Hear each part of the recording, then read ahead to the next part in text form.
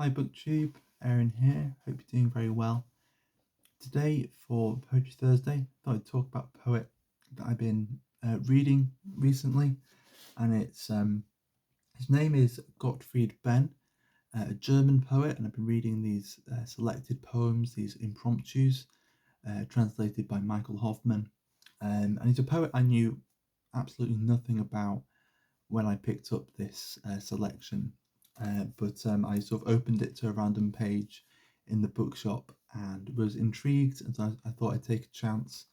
And I've been pretty much, quite enjoying him as I've been making my way through. But I haven't found anything so far that's impressed me more than the first poem in here. I think it was one of the last poems that he wrote. But I don't know, maybe it's here right at the beginning because it's sort of one of his more famous poems. He was born, I think, in the late 19th century. He lived through both world wars. He trained as a doctor, and then he worked as a skin doctor for most of his life.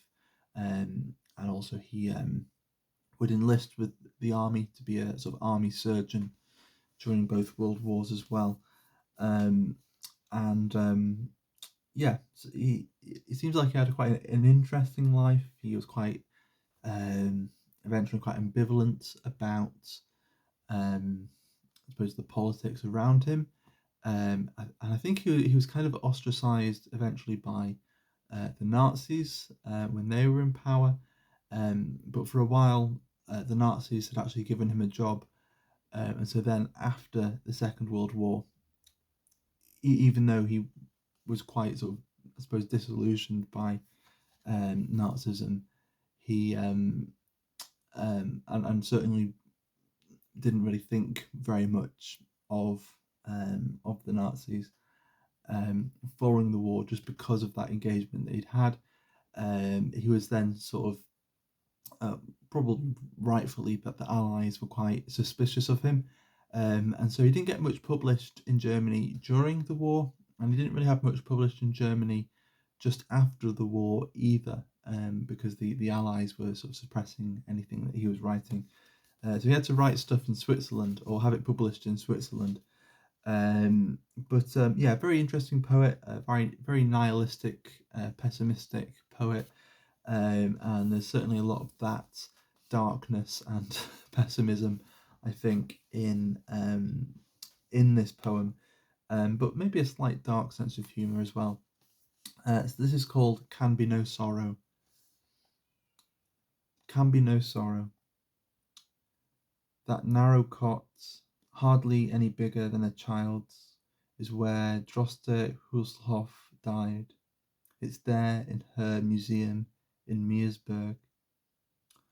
On that sofa, Holderlin in his tower room at the Carpenters, Rilke and George in hospital beds, presumably in Switzerland. In Weimar, Nietzsche's great black eyes rested on white pillows till they looked their last. All of it junk now, or no longer extant. Unattributable, anonymous, in its insentient and continual disintegration. We bear within us the seeds of all the gods, the gene of death and the gene of love. Who separated them, the words and the things? Who blended them, the torments and the place where they come to an end, the few lathes and the floods of tears, home for a few wretched hours? Can be no sorrow, too distant, too remote, bed and tears too impalpable. No, no, no, yes.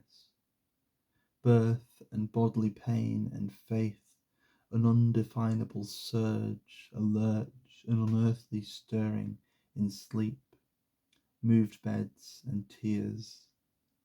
Sleep well.